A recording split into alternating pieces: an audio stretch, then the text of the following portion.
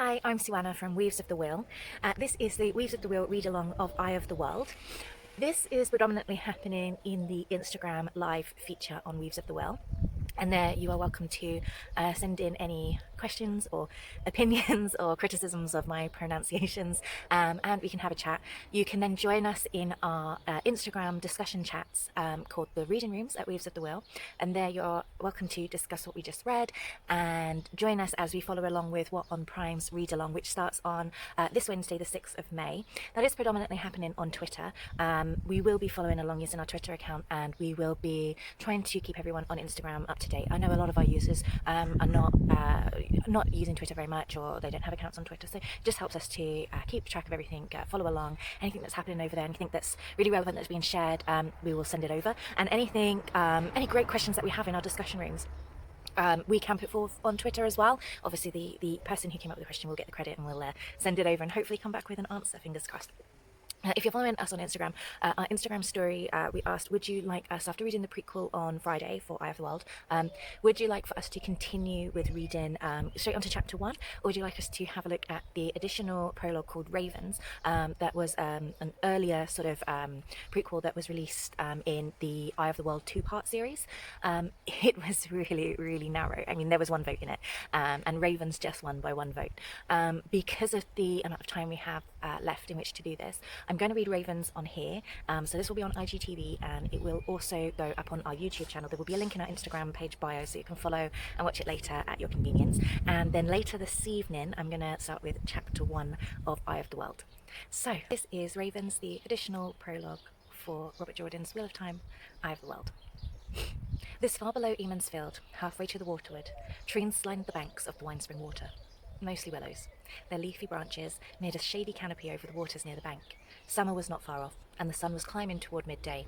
Yet here in the shadows, a soft breeze made Egwene's sweat feel cool on her skin. Tying the skirts of her brown wool dress up above her knees, she waded a little way into the river to fill her wooden bucket. The boys just waded in, not caring whether their snug breeches got wet. Some of the girls and boys filling buckets laughed and used their wooden dippers to fling water at one another, but Egwene settled for enjoying the stir of the current on her bare legs and her toes wriggling on the sandy bottom as she climbed back out. She was not here to play. At 9 she was carrying water for the first time, but she was going to be the best water carrier ever. Pausing on the bank, she set down her bucket to unfasten her skirts and let them fall to her ankles, and to retie the dark green kerchief that gathered her hair at the nape of her neck. She wished she could cut it at her shoulder, or even shorter, like the boys. She would not need to have long hair for years yet, after all. Why did you have to keep doing something just because it had always been done that way? But she knew her mother, and she knew her hair was going to stay long. Close to 100 paces further down the river, men stood knee-deep in the water, washing the black-faced sheep that would later be sheared. They took great care getting the bleating animals into the river and back out safely.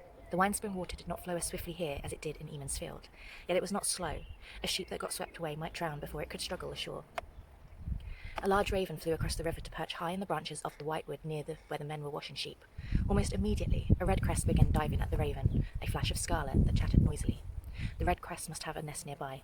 Instead of taking flight and maybe attacking the smaller bird, the raven just shuffled sideways, on the limb to where the few smaller branches sheltered a little.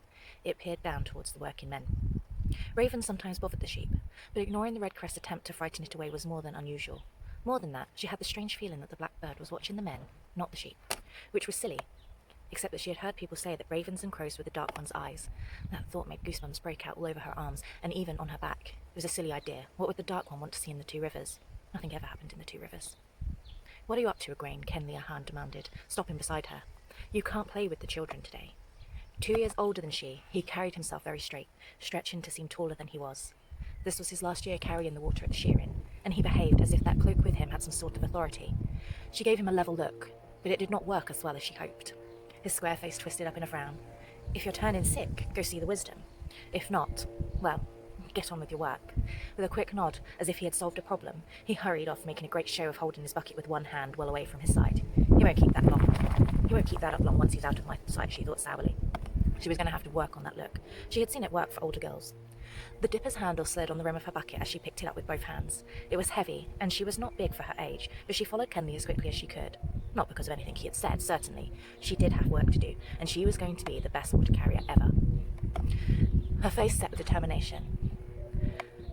The mulch of last year's leaves rustled beneath her feet as she walked through the river's shadowy fringes on the trees and out into the sunlight.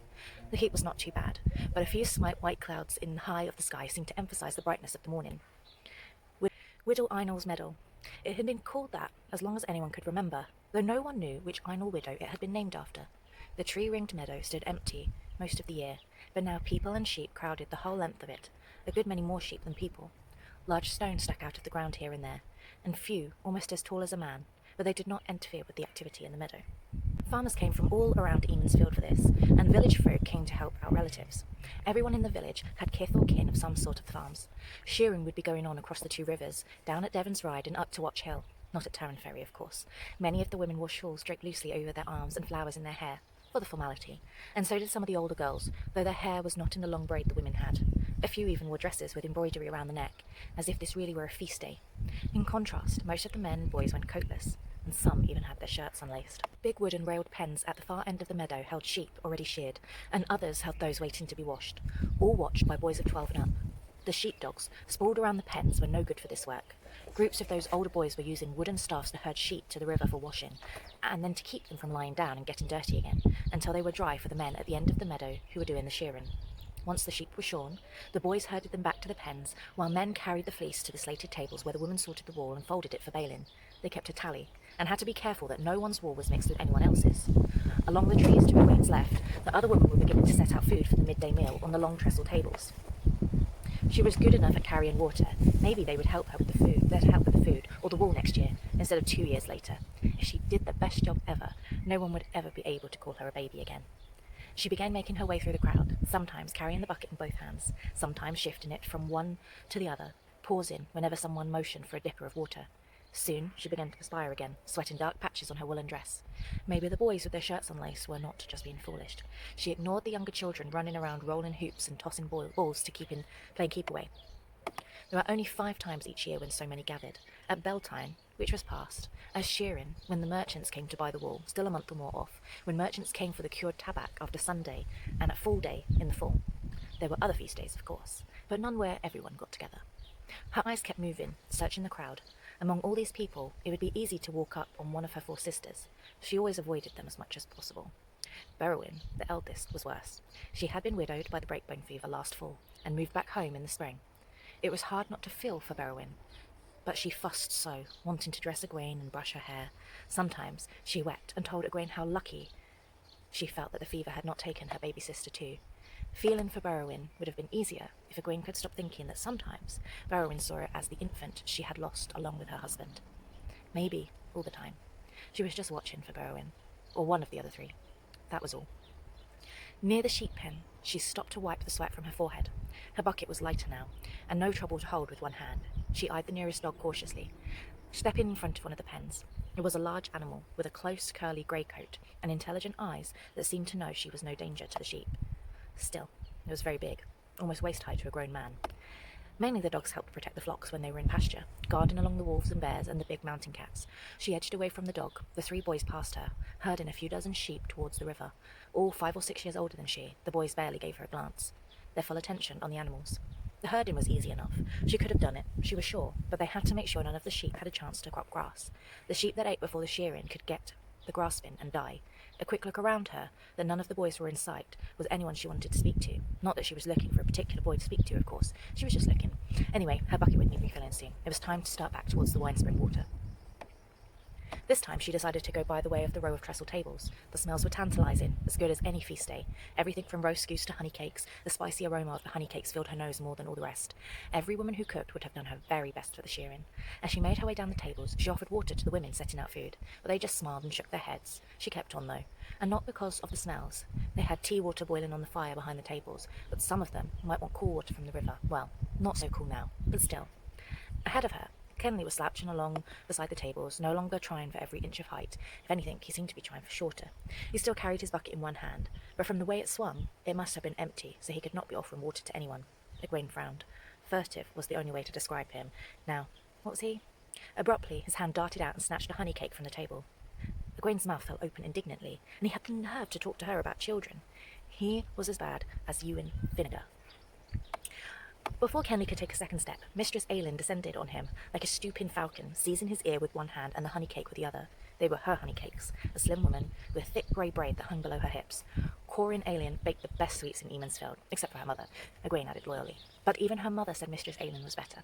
With sweets anyway. Mistress Aylin handed out crusty cakes and slices of pie with a free hand, so long as it was not near mealtime, or your mother had asked her not to. But she could deal heavily with boys who tried to flinch behind her back. Or with anyone else. Stealing, she called it. Mistress Aylin did not abide stealing. She still had Kenley by his ear and was shaking a finger at him, taken in a low voice. Kenley's face was all twisted up as if he were about to cry, and he shrank in on himself until he appeared shorter than Egwene. She gave a satisfied nod. She did not think he would try and give orders to anyone anytime soon. She moved further from the tables as she walked on by Mistress Aylin and Kenley, so no one would suspect her of trying to filch sweets. The thought had never entered her head. Not really, anyway. Not so it counted. Suddenly, she leaned forward, peering between the people moving back and forth in front of her. Yes, that was Perrin Ibarra, a stocky boy, taller than most his age. And he was a friend of Rand. She darted through the crowd without noticing whether anyone motioned for water, did not stop until she was only a few paces from Perrin. He was with his parents, and his mother had the baby, Patron, on her hip, and little Dazelle clinging to her skirts with one hand, though Perrin's little sister was looking around with interest at all the people, and even sheep being herded past. Dora, his other sister, stood with her arms folded across her chest and a sullen expression that she was trying to hide from her mother. Adora would have to carry water next year, and she was probably anxious to be off playing with her friends. The last person in the little group was Master Lohan, the tallest man in Emansfield, with arms like tree trunks and a chest that stained his white shirt. He made Master Ibarra look slight instead of just slender. He was talking with Mistress Ibarra and Master Ibarra both. That puzzled Egwene. Master Lohan was the blacksmith in Emansfield, but neither Master Ibarra nor Mistress Ibarra would bring the whole family to ask after smithing. He was on the village council too, but the same thing applied. Besides, Mistress Ibarra would sooner open her mouth about council business than Master Ibarra would about women's circle business. Egwene might only be 9, but she knew that much. Whatever they were talking about, they were almost done, and that was good. She did not care what they were talking about. He's a good lad, Jocelyn, Master Luhan said. A good lad, Con. He'll do just fine. Mistress Ibarra smiled fondly. Jocelyn Ibarra was a pretty woman, and when she smiled, it seemed the sun might bide its head in defeat. Perrin's father laughed softly, and ruffled Perrin's curly hair. Perrin blushed very red and said nothing, but then he was shy, and he seldom said very much. "Make me fly, Perrin," Dazelle said, lifting her arms up to him. "Make me fly." Perrin barely waited to sketch a polite bow to the grown-ups before turning to take his sister's hands. They moved a few steps from the other, and then Perrin began to spin her around and around, faster and faster, until Dazelle's feet left the ground. Round and round he spun her, higher and higher in great swoops, while she laughed and laughed in delight. After a few minutes, Mistress Ibarra said, "That's enough, Perrin. Put her down before she sicks up." But she said it kindly, and with a smile. Once Dazelle's feet were back on the ground, she clung to one of Perrin's hands with both hers, staggering a little, and maybe not too far from sticking up. But she kept laughing, and demanding he make her fly some more. Shaking his head, he bent to talk to her. He was always so serious. He did not laugh often.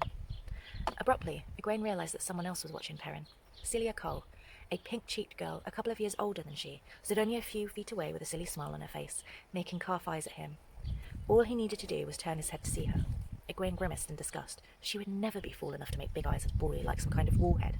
Anyway, Perrin was not even a whole year older than Celia. 3 or 4 years older at best. Egwene's sister might have no time to talk to her. But she had listened to the other girls old enough to know. Some said more, but most thought 3 or 4. Perrin glanced towards Egwene and Celia and went back quietly talking to Dazelle. Egwene shook her head. Maybe Celia was a ninny, but he ought to at least notice. Movement in the limbs of a big water oak beyond Celia caught her eye, and she gave a start. The raven was up there, and it still seemed to be watching. And there was a raven in that tall pine tree too, and one in the next, and in that hickory, and 9 or 10 ravens that she could see, and they all seemed to be watching. It had to be her imagination. Just her. "Why were you staring at him?" Startled, Egwene jumped and spun around so fast that she banged herself on the knee with her bucket. A good thing it was nearly empty, or she could have hurt herself. She shifted her feet, wishing she could rub her knee. Adora stood, looking up at her with a perplexed expression on her face, but she could not be more puzzled than Egwene. "What are you talking about, Adora?" "Perrin, of course. Why were you staring at him? Everyone says you'll marry Randall Thor when you're older. I mean, and you have your hair in a braid." "What do you mean everybody says?" Egwene said dangerously. But Adora just giggled. It was exasperating. Nothing was working the way it should today. "Perrin is pretty, of course. At least, I've heard lots of girls say so, and lots of girls look at him. Just like you and Celia." Egwene blinked and managed to pull that last out of her head, but she had not been looking at him anything at all the way Celia had. But Perrin. Pretty. Perrin. She looked over her shoulder to see whether she could find pretty in him. He was gone. His father was still there, and his mother, with Patron and Gazelle, but Perrin was nowhere to be seen. Drat. She meant to follow him. Aren't you lonely without your dolls, Adora? She said sweetly. I didn't think you ever left your house without at least two. Adora's open-mouthed stare was outrage. It was quite satisfying. Excuse me, Egwene said, brushing past her. Some of us are old enough to have work to do. She managed not to limp as she made her way back to the river. This time, she did not pause to look at the men washing sheep, and she very carefully did not look for a raven, but she did examine her knee, but it was not even bruised. Carrying her filled bucket back out of the meadow, she refused to limp. It had just been a little bump. She kept watching cautiously for her sisters as she carried water, pausing only to let some take the dipper. And for Perrin, Matt would be as good as Perrin, but she did not see him either. Tried to ignore her. She had no right to say things like that. Walking in among the tables where women were sorting the wool, Egwene came to a dead stop, staring at her younger sister. She froze, hoping Louise would look the other way, just for an instant. That was what she got for trying to watch for Perrin and Matt as well as her sister. Louise was only 15, and she had a sour expression on her face, and her hands on her hips as she confronted Dag Copland. Egwene could never make herself call him Master Copland, except aloud, to be polite. Her mother said you had to be polite, even to someone like Dag Copland. Dag was a wrinkled old man with grey hair that did not wash very often, or maybe not at all. The tag hanging from the table by a string was inked to match the ear notches on his sheep. That's good wool you're setting aside, he growled at Louise. I won't be cheated on my clip, girl. Step aside, and I'll show you what goes where my own self. Louise did not move an inch. Wool from bellies, hindquarters, and tails had to be washed again, Master Copland. She put just a bit of emphasis on master. She was feeling snippish. You know as well as I, if the merchants find twice wash wool in one bell, everyone will get less for their clip. Maybe my father can explain it to you better than I can. Dag drew his chin and grumbled something under his breath. He knew better than to try this with Egwene's father. I'm sure my mother could explain it so you can understand, Louise said relentlessly. Dag's cheek twitched, and he put on a sickly grin.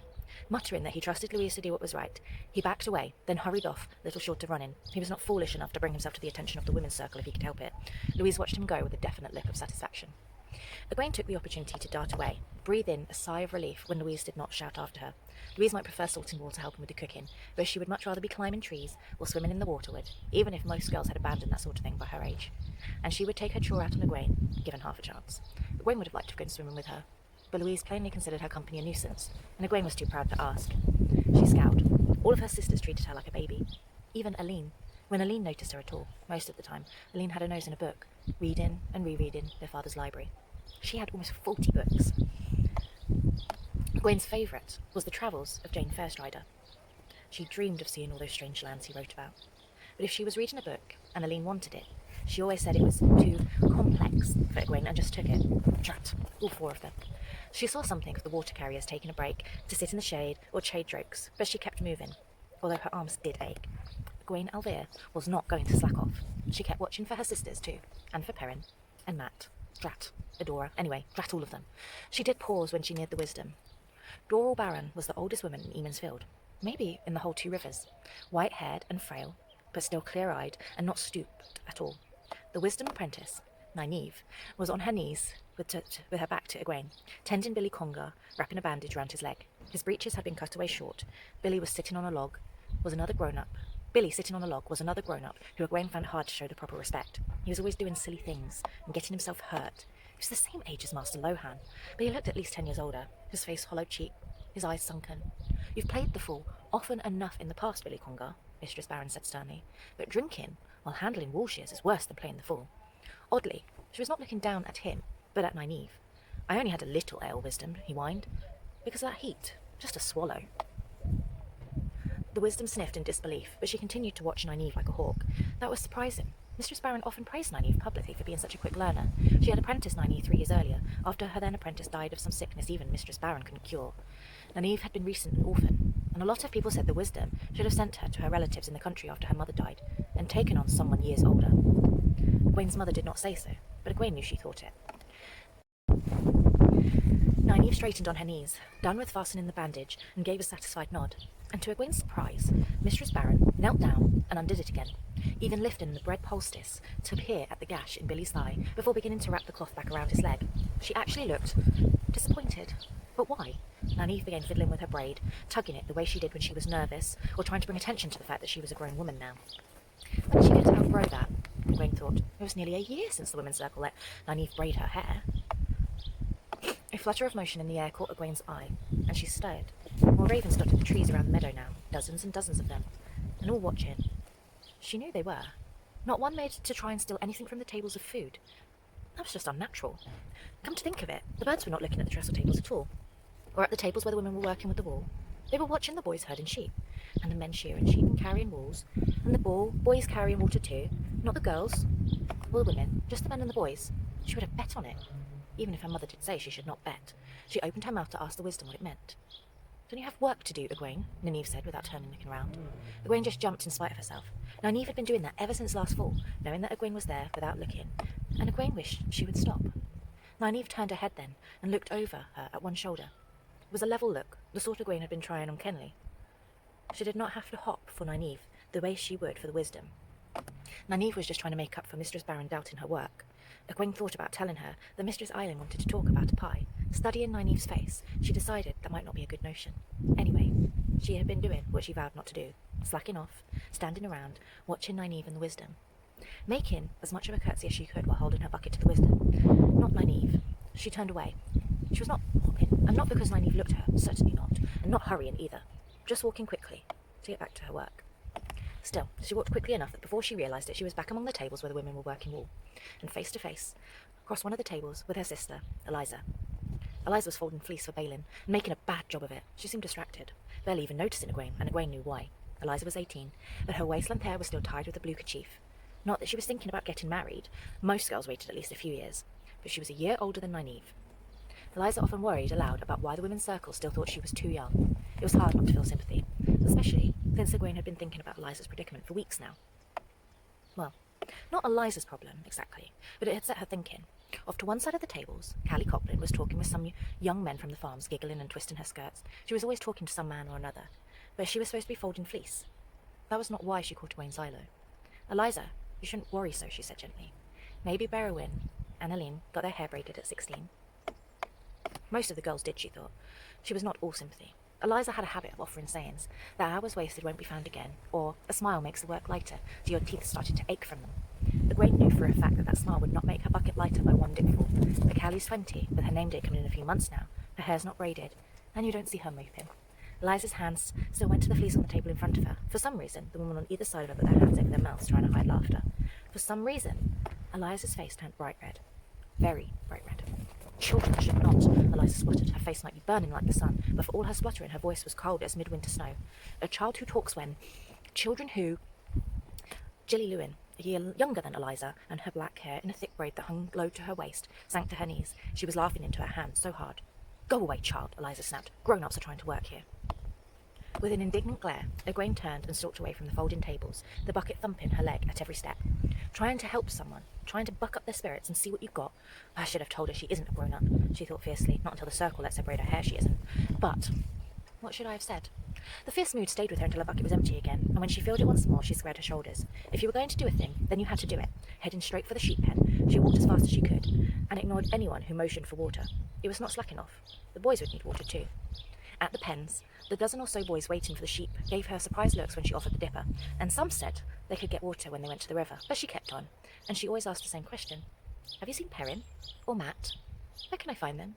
Some told her that Perrin and Matt were herding sheep by the river, and others that they had seen the pair watching sheep that had already been shorn. But she did not mean to go chase enough just to find them already gone. Finally, a big-eyed boy named Will Alcine from one of the farms south of Emansfield gave her a suspicious look and said, Why do you want them? Some girls said Will was pretty, but Egwene thought his ears looked funny. She started to give him a level look and thought better of it. I need to ask them something, she said. It was only a small lie. She really did hope one of them would lead her to some answers. He said nothing for a long time, studying her, and she waited. Patience is always repaid, Eliza often said. Too often. She wished she could forget Eliza's sayings. She tried to forget, but kicking Will's shins would not get what she wanted from him, even if he did deserve it. They're over behind that far pen, he said finally, jerking his head towards the east side of the meadow. The one with the sheep that have Pate Alcar's ear markings. The boys herding sheep had to talk that way, even if it was not really proper, and no one would know whether they were talking about Pete Alcar's sheep, or Jack Alcar, or sheep belonging to one of the other Alcars. They're just taking a rest mind. Now you don't go getting them into hot water by telling anyone anything different. Thank you, Will, she said, just to show that she could be polite even to a woolhead, as if she would run carrying tales. He looked startled, and she thought about kicking his shins anyway. The large pen, holding Pete Alcar's shorn sheep, was almost to the trees on the waterward side of the meadow. Master Alcar's big black sheepdog raised her head from where she was lying in front of the pen and watched Egwene approach for a moment before settling back down. Egwene eyed the sheepdog warily. She did not like dogs very much, and they did not seem to care for her either. The dog went out of her head completely, though, once she was close enough to see it clearly. The split wooden railings of the pen gave a little concealment, and she would see a group of boys behind the pen. She could not really make out who they were, though. Setting her bucket down carefully, she walked alongside the sheep pen. Not sneak in, she just didn't want to make too much noise, in case the noise might startle the sheep, that was.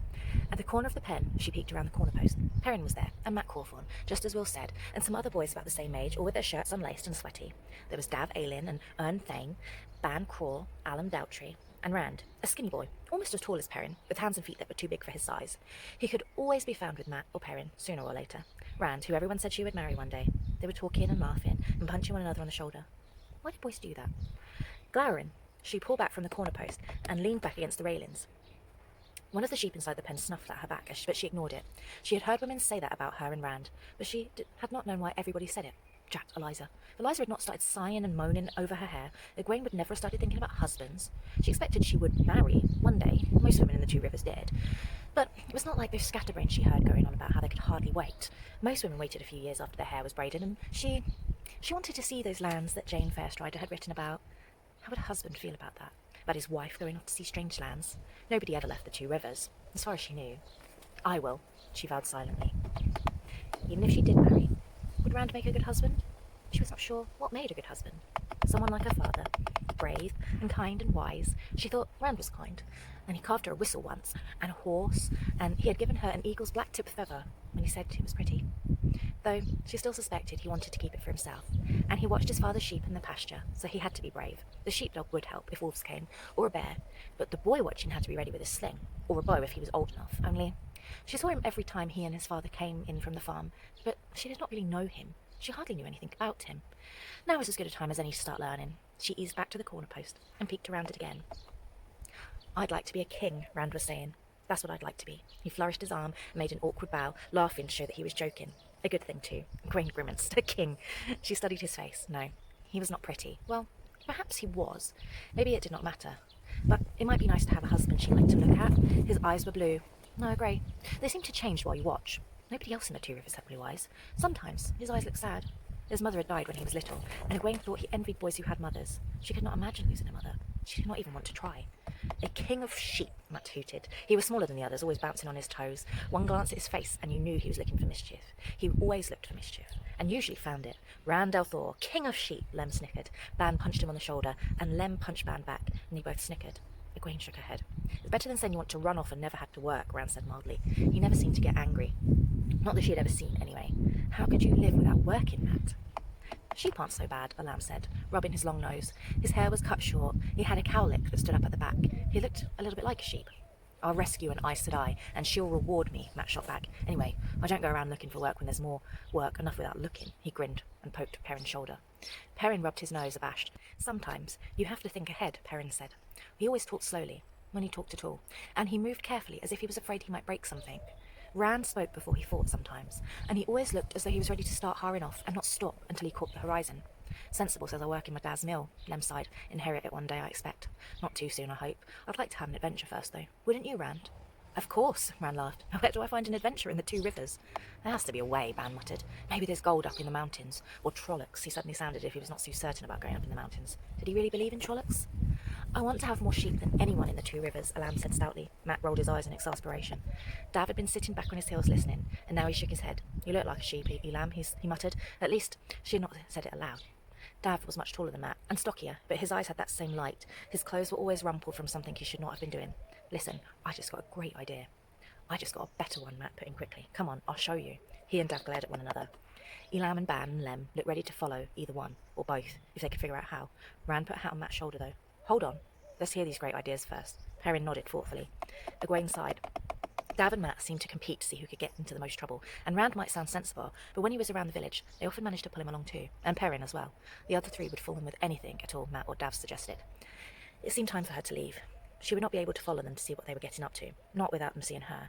She would die before she let Rand suspect that she'd been watching him like some goosebrain. And I didn't even learn anything. As she walked back along the sheep pen to where she left her bucket, Danny Lewin passed her, heading towards the back of the pen. At 13, he was even skinnier than Rand, with a thrust-in nose. She hesitated over the bucket, listening at first. She heard nothing but murmurs. Then, "The mayor wants me," Matt exclaimed. He can't want me. I haven't done anything."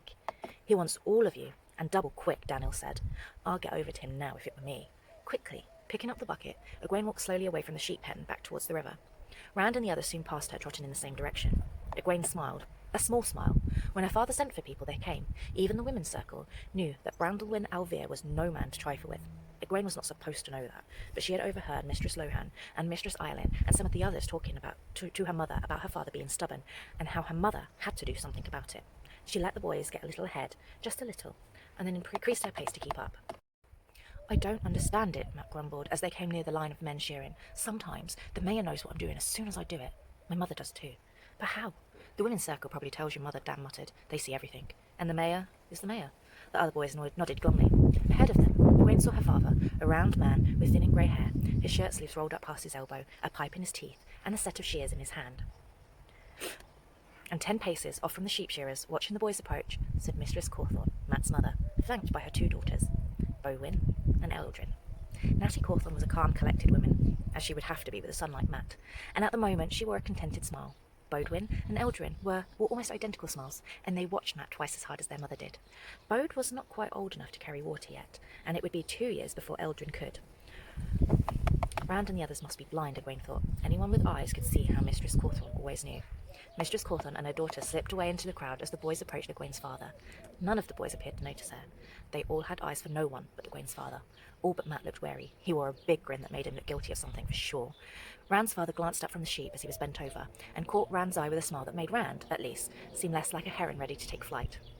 Egwene began offering water to the men shearing with her father, all of them on the village council. Well, Master Cole appeared to be taking a nap with his back against the waist-high stone thrusting off the ground. He was as old as the wisdom, maybe older, though he still had all of his hair, white as it was. And the others were shearing, the fleece falling away from the sheep in thick white sheets. Master Bowie, the thatcher, a gnarled man but spry, muttered under his breath as he worked, and the others did 2 sheep to his 1, but everyone else seemed caught up in the work. When a man was done, he let the sheep go to be gathered up by the waiting boys and herded away while the others were brought to him. Egwene went slowly, to have an excuse to linger. She was not really slacking. She just wanted to know what was going to happen. Her father studied the boys for a moment, pursing his lips, then said, "Well, lads, I know you've been working hard."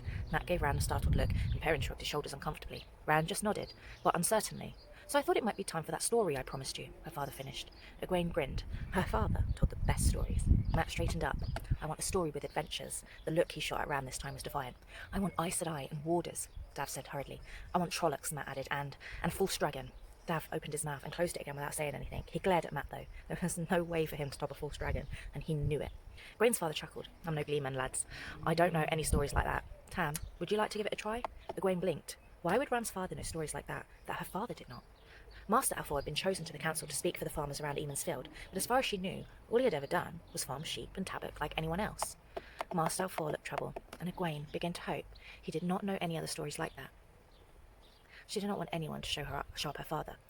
Of course, she liked Rand's father, so she did not want him embarrassed either. He was a sturdy man with grey flecks in his hair, a quiet man, and just about everybody liked him. Master Alfor finished shearing his sheep, and as he was brought another, he exchanged smiles with Rand. "As it happens," he said, "I do know a story. Something like that. I'll tell you about the real dragon, not a false one." Master Bowie straightened from his half-shorn sheep so fast that the animal nearly got away from him. His eyes narrowed, though they were always pretty narrow. "We'll have none of that, Tam Alfor," he growled in his scratchy voice. "That's nothing fit for decent ears to hear." "Be easy, son," Egwene's father said soothingly. "But it's only a story." But he glanced towards Rand's father, and plainly he was not quite as certain as he sounded. "Some stories shouldn't be told," Master Bowie insisted. "Some stories shouldn't be known. It isn't decent, I say. I don't like it. If they need to hear about wars, give them something about the War of 100 Years, or Trolloc Wars. I'll give them Aes Sedai and Trollocs if you have to talk about such things. Or the Aiel War." For a moment, Egwene thought Master Athel's face changed. For an instant, he seemed hard enough to make the merchant's guard look soft. She was imagining a lot of things today. She did not usually allow her imagination to run away with her this way.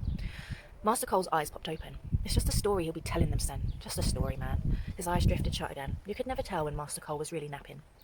"You never heard, smelled, or saw anything you did like, Sen," Master Aldae said. He was Billy's grandfather, a lean man with wispy white hair, as old as Master Cole, if not older. He had to walk with a stick most of the time, but his eyes were clear and sharp, and so was his mind. He was almost as quick with the wool shears as Master Alfor. My advice to you, Sin, is chew on your liver in silence and let Tam get on with it. Master Bury subsided with a bad grace, muttering under his breath. Scowling at Rand's father, he bent back to his sheep. Egwene shook her head in surprise. She had often heard Master Bury telling people how important he was on the council, and how all the other men always listened to him. The boys moved closer to Master Alfor and squatted on their heels in a semicircle. Any story that caused an argument on the council was sure to be of interest. Master Alfor carried on with his shearing, but at a slower pace. He would not want to risk cutting the sheep with his attention divided. It's just a story, he said, ignoring Master Bury's scowls, because no one knows everything that happened. But it really did happen. You've heard of the Age of Legends? Some of the boys nodded, doubtfully. Egwene nodded too, in spite of herself. She had heard grown-ups say, maybe in the Age of Legends, when they did not believe something had really happened or doubted a thing could be done. It was just another way of saying, when pigs had wings. Although, at least, she had thought that it was. 3,000 years ago, and more it was, Rand's father went on. There were great cities, full of buildings, taller than the White Tower, and that's taller than anything but a mountain. Machines that used the one power carried people across the ground faster than a horse can run, and some say machines carried people through the air too. There was no sickness anywhere, no hunger, no war, and then the Dark One touched the world. The boys jumped, and a lamb actually fell over. He scrambled back up, blushing and trying to pretend he had not toppled at all. Egwene held her breath. The Dark One.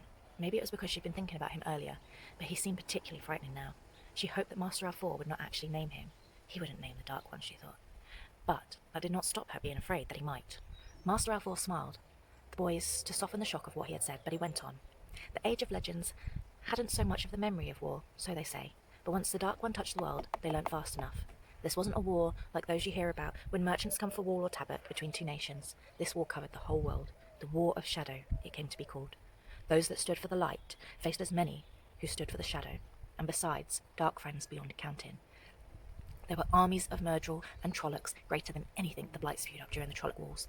Aes Sedai went over to the Shadow too, and they were called the Forsaken.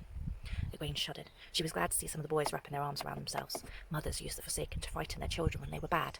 If you kept lying, Semirhage would come and get you. Lanfear waits for children who steal. Egwene was glad her mother did not do that. Wait, the Forsaken had been Aes Sedai. She hoped Master Alfor did not say that too freely, or the women's circle would come calling on him. Anyway, some of the Forsaken were men, so he had to be wrong. You'll be expecting me to tell you about the glories of battle, but I won't. For a moment he sounded grim, but only for a moment. No one knows anything about those battles, except that they were huge. Maybe the Aes Sedai have some records, but if they do, they don't let anyone see them except other Aes Sedai. You've heard about the great battles during Arthur Hawkwind's rise, and during the War of 100 Years. 100,000 men on each side. Eager nods answered him, from Egwene too, though hers was not as eager. All those men trying to kill one another did not excite her the way it did the boys. Well, Master Alfor went on, those battles would have been counted small in the War of Shadow, whose cities were destroyed, razed to the ground. The countryside outside the cities fared as badly. Whenever a battle was fought, it left only devastation and rain behind. The war went on for years and years, all over the world, and slowly the Shadow began to win. The light was pushed back and back, until it became certain the Shadow would conquer everything. Hope faded away, like mist in the sun, but the light had a leader who would never give up. A man called Luz Theron Telamon, the dragon. One of the boys gasped in surprise. Egwene was too busy Googling to see who. She forgot even to pretend that she was offering water. The dragon was a man who had destroyed everything. She did not know much about the breaking of the world. Well, almost nothing, in truth. But everyone knew that much. Surely he had fought for the Shadow. Luz Theron gathered men around him, the 100 companions and small army, small as they counted such things then. 10,000 men, not a small army now, you would say. The words seemed an invitation to laugh, but there was no laughter in Master Althor's quiet voice. He sounded almost as though he had been there. Egwene certainly did not laugh, and none of the boys did either. She listened and tried to remember to breathe. With only a forlorn hope, Luz Theron attacked the valley of Thakandar, the heart of the Shadow itself. Trollocs in the hundreds of thousands fell on them. Trollocs in Myrddril. Trollocs lived to kill. A Trolloc can rip a man to pieces with its bare hands. Myrddril at death. Aes Sedai fighting for the Shadow rained fire and lightning on Luz Theron and his men. The men following the dragon did not die one by one, but 10 at a time, or 20, or 50. Beneath the twisted sky, in a place where nothing grew or ever would again, they thought and died. But they did not retreat or give up all the way to Shao Ghul. They thought, and if Thakandar is the heart of the Shadow, then Shao Ghul is the heart of the heart. Every man in that army died, and most of the 100 companions. But at Shao Ghul, they sealed the Dark One back into the prison the Creator made for him, and the Forsaken with him, and the world was saved from the Dark One. Silence fell. The boys stared at Master Althor with wide eyes, shining eyes as if they could see it all. The Trolloc and the Myrddril and Shao Ghul. Egwene shivered again. The Dark One and all the Forsaken are bound at Shao Ghul, bound away from the world of men, she recited to herself. She could not remember the rest, but it helped. Only if the dragon had saved the world. How had he destroyed it? Zenbu spat. He spat. just like some merchant's smelly guard. She did not believe she would think of him as Master Buoy again after today. That broke the boys out of their Riviera, of course. They tried to look anywhere but at the gnarled men. Perrin scratched at his head. Master Alfor, he said slowly, what does the dragon mean? If somebody is called the lion, it means he's supposed to be like a lion. But what's a dragon? Egwene stared at him. She never thought of that. Maybe Perrin was not as slow as he appeared. I don't know, Rand's father answered simply. I don't think anyone does. Maybe not even the Aes Sedai. He let the sheep go that he had been shearing and motioned for another to be bought. Egwene realised that he had been done with it for some time. He must not have wanted to interrupt his story. Master Cole opened his eyes and grinned. The dragon. That surely sounds fierce though now, doesn't it? Before letting his eyes drift shut again. I suppose that it does, her father said. But it all happened long ago, and far away, and doesn't have anything to do with us. Well, you've had your story, lad. Go back to work with you. As the boys began standing up reluctantly, he added, there are plenty of lads here from the farms I don't think any of you know yet. It's always good to know your neighbours, so you should acquaint yourselves with them. I don't want any of you working together today. You already know one another. Now off with you. The boys exchanged startled glances. Had they really thought he would let them go back to whatever mischief they'd been planning? Matt and Dav looked especially glum as they walked away exchanging glances. She thought about following, but they were already splitting up, and she would have to trail after Rand to learn anything more. She grimaced. If he noticed, he might think she was a goosebrain like Celia Cole. Besides, there were those far-off lands, and she did intend to see them. Abruptly, she became aware of the ravens, many more than there had been before, flapping in the trees, flying away west towards the mountains of mist. She shifted her shoulders. She felt as if someone was staring at her back. Someone, or... She did not want to turn around, but she did, raising her eyes to the tree behind the men shearing. Midway up the tall pine, a solitary raven stood on a branch, staring at her, right at her. She felt cold right down to the middle. The only thing she wanted to do was run. Instead, she made herself stare back, trying to copy Nynaeve's level look. After a moment, the raven gave a harsh cry and threw itself off the branch, black wings carrying it west after the others. Maybe I'm starting to get that look right, she thought. And then she felt silly. She had to stop letting her imagination get the better of her. It was just a bird, and she had important things to do, like being the best water carrier ever. The best water carrier ever would not be frightened of birds or anything else. Squaring her shoulders, she stepped out through the crowd again, watching for Berwin. But this time, it was so she could offer Berwin the dipper. If she could face down a raven, she could face down her sister, she hoped. Egwene had to carry her water again the next year, which was a great disappointment to her. But once again, she tried to be the best. If you were going to do a thing, you might as well do it the best you could. It must have worked, because the year after that she was allowed to help with the food, a year early. She set herself a new goal then, to be allowed to braid her hair younger than anybody ever. She did not really think the women's circle would allow it, but a goal was as easy as was no goal at all. She stopped wanting to hear stories from the grown-ups, though she would have liked to hear a gleeman, but she liked to read of distant lands with strange ways and dreamed of seeing them. The boys stopped wanting stories too. She did not think they even read very much. They all grew older, thinking their world would never change, and many of those stories faded to fond memories, while others were forgotten. Or half so. And they learned that some of those stories really had been more than stories. Well, the War of Shadow, the breaking of the world, Lucifer and Telamon. How could it matter now? And what had really happened back then, anyway? Okay, that is a much longer prologue than Dragonmount is. It's also, I know it's not one that everybody's heard or read, it gives you a lot to discuss. Obviously, we're looking back at a time when the Emonsfielders, the main characters from the books of the Wheel of Time, are obviously much younger. It gives us a little insight into their personalities when they were younger.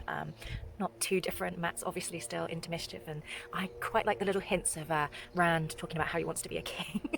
I find that funny, especially because of what happens with Rand and how much he fights against it. And Matt wants to save an Aes Sedai. He obviously gets his wish. I'm not sure he gets any money from it, but you know, he has his wish, which is really good. And we obviously hear a little bit about Perrin, you know, being quite gentle and quite slow, and also his parents talking to the blacksmith. So obviously he's at that age where he's probably about to start training, or maybe they're hinting that he has maybe done a couple of days as the apprentice, and it's gone quite well and he wants to be taken on full time. What else? We get the introduction into a lot of people in Emonsfield, things that we don't really get from the Eye of the World, because obviously we only get a little bit of a sort of quick overview of the people. We learn that Nynaeve is sort of training to be a wisdom at that time, so this is obviously just before the death of the person that she's learning from. And you know, we learn about the fact that she is an orphan, and why she's training to become a wisdom despite how young she is. So it's all very interesting. There's one little point in there as well I'd like to poke at, is they're obviously like quite a few years younger than when the books start, but Egwene says that Nynaeve always knows that she's there without even actually seeing her. So there's obviously a hint that they're sort of sensing the power, the one power from each other. I know that's sort of happening quite early, but it would it would suggest the age. Egwene was sort of 16 when Moraine visited the two rivers, so she would be a little bit on the older side for channeling the spark, because mostly it seems to appear in girls around 12 or 13, they suggest. So I guess that is the time when she's starting to come into her ability, and Nynaeve obviously has probably already channeled at that point. They say about Egwene's sister being thankful that she did not lose Egwene to breakbone, so we know that Nynaeve once saved Egwene's life from breakbone fever, and that the fact that her sister saying I'm glad I didn't lose you too suggests that that has already happened. So that suggests that at this point in time Nynaeve has already channeled and is probably now at that stage of suppressing it. And it makes you wonder if the wisdom that she was training under was maybe in herself, had some ability or some sense, and maybe was doing something to stop Nynaeve from actually channeling openly. Anyway, those are my thoughts. Tell me what you think in the comments, and if you want to come and join discussions in our reading room chats, they are on Instagram. They're open to everybody. You don't need a character to join in, so just drop me a DM at Weaves of the Will on Instagram and I can get you added to the group. So hope to see you there. Hope you've enjoyed this video. Please give it a like, please leave us some comments as well, and if you're watching this on YouTube, please do subscribe. Thanks very much. Bye.